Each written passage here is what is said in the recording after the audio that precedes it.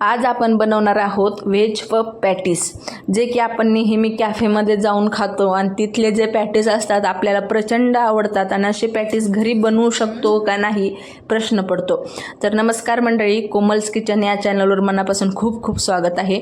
हे जे veg puff patties आहेत एकदम सोप्या पद्धतीने बनवणार आहोत आणि घरीच असलेल्या साहित्यापासून। चला तर मग रेसिपीला सुरुवात करूया। कढई तापायला ठेवली, त्यामध्ये एक पळी तेल घातलं, 1 चमचा जिरे, 1 चमचा कच्ची बडीशोप, 1 चमचा धने छान असे जे आहे रगडून घेतले ओबड-धोबड। खूप जास्त बारीक पूड वगैरे काढायची नाही आहे, फक्त थोडेसे कुटून घेतले। त्यानंतर 1 चमचा इथे ठेसलेलं आलं घातलं किंवा मग किसून सुद्धा घालू शकता।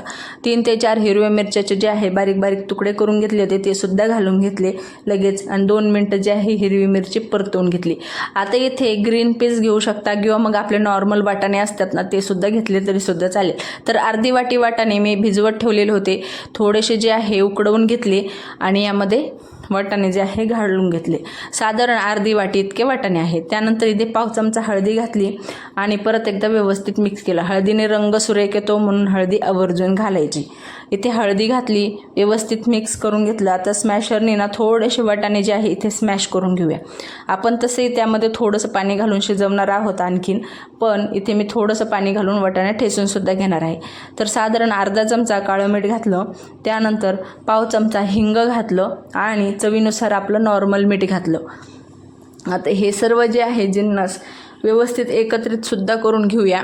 हे बघा, काळ्या मिठाने काय होतं, चव छान येते आणि हिंगाने छान असं हे हिंगचा जो सुगंध असतो तो सुद्धा छान लागतो, त्यामुळं हिंग आणि काळं मीठ आवर्जून घाला।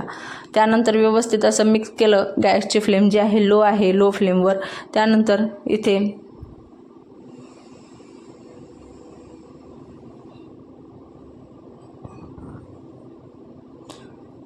थोडंसं पाणी घातलं की मग थोडं पाणी घालून यामध्ये मी जे आहे थोडंसं पाणी घालून व्यवस्थित असं मिक्स करून घेतलं आणि स्मॅशरने थोडंसं स्मॅशसुद्धा करून घेतलेलं आहे। त्यानंतर झाकण देऊन एक साधारण 2 मिनिटं याची वाफ काढून घेऊया, जेणेकरून हे वाटाणे जे आहे छान असे मऊ पडले जातील आणि खूप जास्त असे टचरसुद्धा लागणार नाही। तर 2 मिनिटं झालं, झाकण काढले, परत एकदा थोडंसं स्मॅशरनी वाटाणे मऊ पडलेले होते त्यामुळे हलकेसे स्मॅश करायचे, थोडेसे चंक्स राहू द्या, दाताखाली आले की छान लागतात।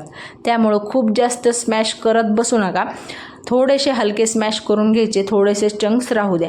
त्यानंतर इथे मीडियम साईजचे 3 ते 4 बटाटे जे आहे उकडवून घेतलेले होते, उकडवून साल काढून घेतली आणि हातानेच कुस करून घालायचे।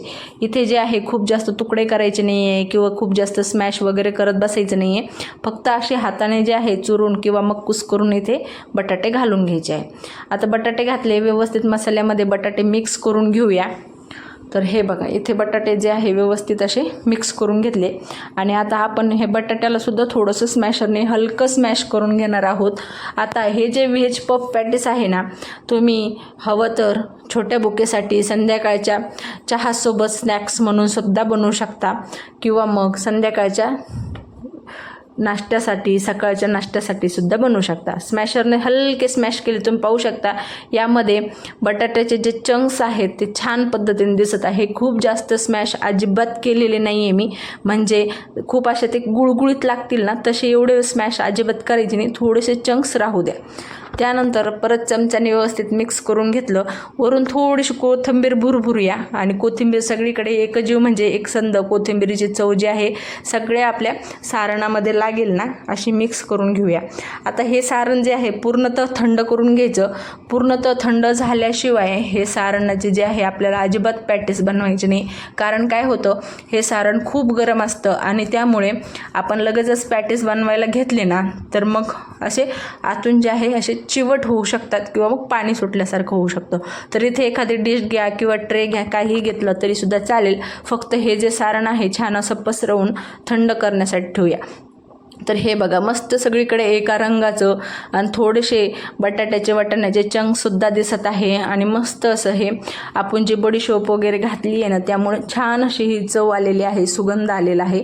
आता हे सारण थंड होत आहे तोपर्यंत इकडे आपण पीठ लावून घेऊया. तर पीठ लावण्यासाठी इथं 2 वाटी प्रमाणात मैदा घेतला आहे, वजनाने म्हणाल तर 350 ग्रॅम मैदा घेतला आहे. त्यानंतर चवीनुसार मीठ आणि आपली जी भाजीची जी पळी असते ना आपली तेलाची ती घातली, किंवा मग पोह्याची चमच्याने म्हणाल तर अगदी 2 चमचे तेल घातले. खूप जास्त तेल इथे अजिबात घालायचं नाही, कारण इथे जर जास्त तेलाचा वापर केला ना आपण तर तळताना हे जे पॅटीस आहे तेल शोषून घेतात आणि खूप तेलकट होतात. तसे ते थोडेसे तेलकट होतात, पण इथे जर जास्त तेलाचा वापर केला ना तर मग तळताना सुद्धा तेल जास्त शोषून घेतात. त्यानंतर पिठाला व्यवस्थित तेल जे आहे चोळून घेतलं. आता इथे पिठाची मूठ वगैरे आपल्याला अजिबात चेक करायची नाही, फक्त थोडंसं तेल घालायचं होतं मोहनसाठी म्हणून घातलं. जास्त तेल अजिबात घालू नका, नाहीतर पॅटीस जे आहेत ना खूप तेलकट होतील. त्यानंतर नॉर्मल पाण्याने जे आहे छान असं हे पीठ जे आहे मळून घेऊया. आता पीठ कसं मळायचं तर खूप जास्त घट्टसर मळायचं नाही आहे, खूप जास्त पातळ मळायचं नाही आहे. थोडंसं जे असतं ना आपलं चपातीचं पीठ बघा खूप सैल असतं, तर त्यापेक्षा थोडंसं घट्टसर, म्हणजे जेणेकरून हे जे आपण इथे जर पीठ पातळ लावलं ना आणि ज्यावेळेस आपण हे पॅटीस बनवू आणि पॅटीस तळायला घेऊ ना तर हे पॅटीस तेलकट होतात, तेल शोषून घेतात आणि म्हणावं तसे खुसखुशीत होत नाही बाहेरून, अगदी असे गुळगुळीत चिवट होतात. त्यामुळे पीठ जे आहे अजिबात पातळ लावू नका, छान असं घट्टसर, म्हणजे आपण पुरीला लावतो ना पुरीसाठी पीठ मळतो त्यापेक्षा थोडंसं सैलसर असं पीठ या ठिकाणी मळून घ्यायचे. तर हे बघा पीठ मळून घेतलं, वरून अगदी अर्धा चमचा तेल घातलं. तेलाने छान असं हे पिठाला ग्रीस करून घेऊया आणि ह्याला छान असं आपण एक 10 ते 20 मिनटं भिजवत देऊया. म्हणजे काय सगळं पीठ जे आहे व्यवस्थित भिजलंसुद्धा जाईल आणि आणखीन थोडंसं मऊ होईल. त्यामुळे झाकण देऊन एक 10 ते मिनटं सोडून देऊया. तोपर्यंत इकडे मी 2 चमचे मैदा घेतला आहे, साठा बनवायचा आहे आपल्याला, त्यासाठी इथे मी 2 चमचे मैदा घेतला आहे. त्यानंतर 2 चमचे तूप घेतले. आता तूप जे आहे खूप जास्त मेल्टेड घेतलं नाही आहे, हलकंसं ते पातळ झालेलं आणि थोडंसं घट्टसर तूप असतं ना नॉर्मल टेम्परेचरचं तीच घेतले. 2 चमचे तूप आणि 2 चमचे मैदा. याचा साठा एवढाच बनवायचा, खूप जास्त साठासुद्धा लावायचा नाही आपल्याला, हलका साठा लावायचा आहे, ज्यामुळे की लेयर्स छान सुटतील. जास्त साठा लावला तरीसुद्धा तेलकट होऊ शकतात. खूप जास्त तेलाचा आणि तुपाचा इथे कमी वापर करत आहोत, कारण की हे जे पॅटीस आहे हे आपण ऑलरेडी तळणार आहोत, त्यामुळे हे थोडेसे तेलकट तर होणार आहेत. त्यानंतर पिठाला सुद्धा रेड्स देऊन झाली होती, तर पिठाचं झाकण काढलं, पिठाला व्यवस्थित परत एकदा मसळून घेतलं आणि पाहू शकता पीठ छान भिजले आणि मऊसुद्धा पडले थोडंसं. आता एक समान जे आहे याचे गोळे बनवून घेऊया. तर इथे मी 5 गोळे बनवत आहे आणि सर्व गोळे जे आहे एक समान आपले चपातीचे असतात ना त्यापेक्षा थोडेसे मोठे घ्यायचे. आपण चपातीसाठी एखादा पिठाचा गोळा कसा घेतो त्यापेक्षा थोडंसं आहे मोठा घ्यायचा. त्यानंतर लगेचच इथे लाटायला घेऊया. आता महत्त्वाचं म्हणजे काय तर इथे लाटताना आपल्याला सुकं पीठसुद्धा लावायचं नसतं, त्यामुळं पीठ थोडंसं घट्टसर ठेवायचं, हे सुद्धा कारण आहे. त्यानंतर पोळपाटवर जे आहे अशाच प्रकारे सर्व जे आहेत तिथे मैद्याच्या जे आहे आपल्याला पोळ्या लाटून घ्यायच्या आहे. आता खूप जास्त पातळ नाही, आपली चपाती असते ना त्यापेक्षा थोडंसं अगदी जाडसर, आपली भाकरी कशी असते बघा भाकरीपेक्षा थोडं पातळ असं. तर हे बघा अशा एका मागोमाग सर्व जे आहे मी मैद्याच्या चपाती जे आहे लाटून घेतलेल्या आहे. आता हे मैदा काय होतो आपण हातावर उचलला की मग तो आकसतो, तर त्यामुळे परत एकदा थोडंसं मी लाटून घेतलं, म्हणजे जेणेकरून जे आकसलेला भाग असतो ना तो निघून जातो. तर आता काय करायचं तर पोळपाटावर आहे ना एखादी पोळी घ्यायची, म्हणजे एक पोळी घ्यायची मैद्याची, त्यावर थोडासा साठा लावायचा. साठा जो आहे सगळीकडे व्यवस्थित पसरवायचा, जेणेकरून आपल्या लेयर्स जे आहे छान पद्धतीने खुलल्या जातील, छान पद्धतीने मोकळ्या होतील. हे बघा खालच्या चपातीला साठा लावला मी मैद्याच्या चपातीला, त्यानंतर वरची चपातीसुद्धा घेतली त्यावरसुद्धा साठा लावला. तर असे जे आहे आपल्याला संपूर्ण चपात्या करेपर्यंत, त्याचा रोल करेपर्यंत आपल्याला हे साठा जो आहे अशाच पद्धतीने लावून घ्यायचा आहे. त्यानंतर त्यानंतर 5 चपात्या ठेवल्या, वरून सुद्धा साठा लावून घेऊया. आता वरून साठा लावला की आपल्याला याला जे आहे चौरस शेपमध्ये फोल्ड करायचे. महत्त्वाचं म्हणजे आपल्याला गोल वगैरे असा शेपमध्ये फोल्ड नाही करायचे, चौरस शेपमध्ये जे आहे ते आपल्याला फोल्ड करायचे. त्यामुळं या बघा अशा पद्धतीने वरचा भाग थोडासा उचलून जो आहे असा घ्यायचा, त्यानंतर तिथं सुद्धा साठा लावायचा. अशा पद्धतीने चौरस शेपमध्ये फोल्ड करायचा. वरची बाजू फोल्ड केली, त्यानंतर खालची सुद्धा बाजू जी आहे वरच्या साईडला फोल्ड करून घेतली. आता हे बघा इथे सुद्धा आपल्याला साठा लावायचा, म्हणजे आपल्याला आपलं जे फोल्ड आहे ना ते सुटणार नाही आणि छान असं चिकटलं जाईल.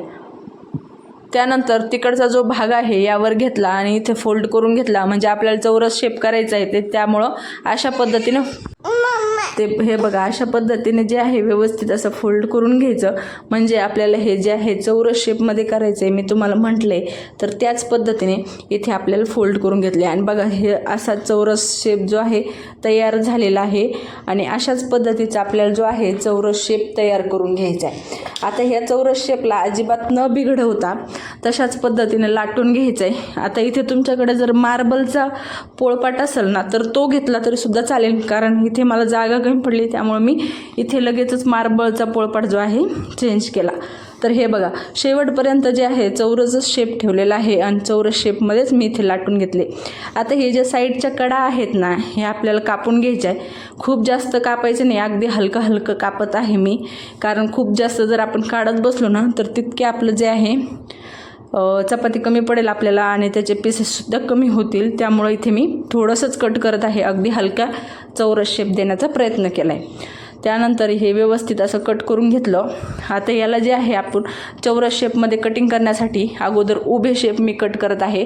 तर साईज तुम्ही पाहू शकता, अगदी खूप जास्त मोठी नाही, खूप जास्त छोटी नाही, मीडियम साईज जे आहे घेतलेली आहे आणि याचेच आपण चौरस शेप तयार करून घेऊया.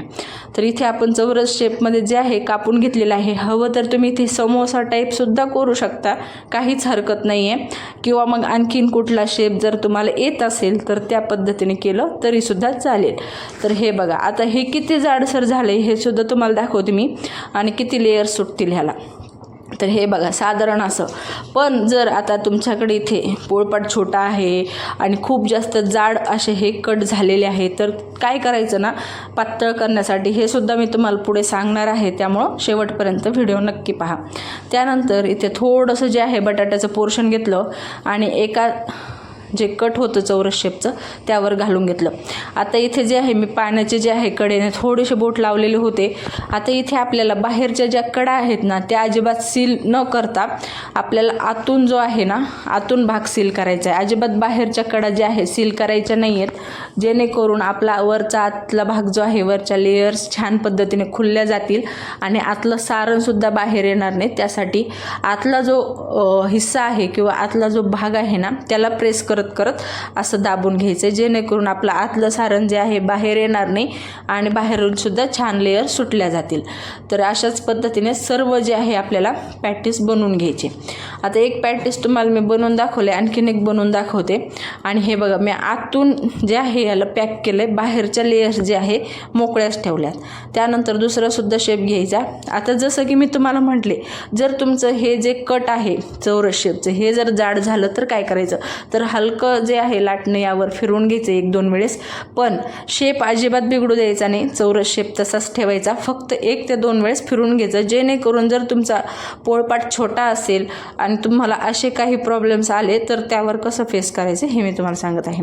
त्यानंतर थोडेसे पाण्याचे बोट पाहू शकता तुम्ही. आता इथे जे आहे तुम्हाला दाखवले मी सगळीकडून पाण्याचे जे बोट आहेत फिरवून घेतले आणि ह्यालासुद्धा त्याच पद्धतीने जे आहे मी बंद करून घेणार आहे, म्हणजे सील करून आतून जो आहे भाग तो सील करून घ्यायचा आहे. बाहेरच्या लेयर्स जे आहे मोकळ्याच ठेवायच्या, जेणेकरून आपल्या बाहेरच्या लेयर्स जे आहे ते छान पद्धतीने खुलल्या जातील, मोकळ्या होतील त्यामुळं. तर हे बघा अशाच पद्धतीने जे आहे व्यवस्थित असं सील करून घेतले आणि असेच सर्व कटलेट जे आहे असे सर्व जे आहे पॅटीस इथे मी बनवून घेतले. आता याला पॅटीस म्हणू शकतो, कटलेट म्हणू शकतो, छोटा समोसा म्हणू शकतो, हवं ते नाव आपण आपल्या पद्धतीने देऊ शकतो. पण हां, तुम्हाला ह्या सारणापासून तुम्ही हवं तर समोसा बनवू शकता किंवा मग बटाटा वड्यासाठी सुद्धा हे सारण वापरू शकता. थोडंसं फक्त मिरचीचं प्रमाण तुम्ही जास्त ठेवू शकता. तर या पद्धतीने हे संपूर्ण जे आहे पॅटीस बनवून घेतले, तेल तापवायला ठेवलं. आता तेल किती तापवायचं हे सांगते. तर हे बघा, पिठाचा छोटासा तुकडा जो आहे तेलामध्ये घातला, हलके बबल्स येत आहे, पीठ एकदम असं उचलून वरती आलं नाही इतकंच तेल आपल्याला तापवायचं. गॅसची फ्लेम लो टू मिडियम ठेवायची, मिडियम टू हाय ठेवायची नाही, लो टू मिडियम ठेवायची आणि तेलामध्ये लगेचच पॅटीस घालून घ्यायचे. आता इथे मी 3 पॅटीस घातलेले आहे, खूप जास्त घातले नाही आहेत, कारण छान असे लेअर सुटल्या पाहिजे. आणि महत्त्वाचं म्हणजे असं मोकळं जे तेलामध्ये आपण जितके हे पॅटीस तळतो ना तितक्या भराभर लेअर सुटतात आणि मस्त असे हे खुसखुशीत होतात.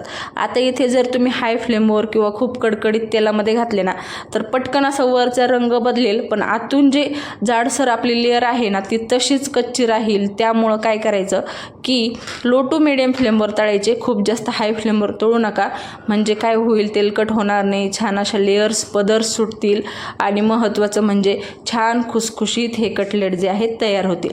तर अशाच पद्धतीने सर्व कटलेट एका मागोमाग तळून घेतले. हवं तर तुम्ही हे कटलेट बनवून ठेवू शकता आणि हवं तेव्हा दिवसभरातून कधीही तळू शकता, कधीही करू शकता. जर तुमच्याकडे पाहुणे, गेस्ट, मैत्रिणी, मित्र कोणीही येणार असतील तर तुम्ही असे फक्त बनवून ठेवा आणि टायमावर व्यवस्थित असे तळले छान खुसखुशीत तर गरमागरम आणि त्यासोबत मस्त अशी ही पुदिन्याची चटणी, वा वा काय म्हटलं, एकदम असा कॅफेसारखा जो आहे स्वाद येतो. त्यासोबत जर सोबतीला चहा असेल तर आणखीन काय हवं.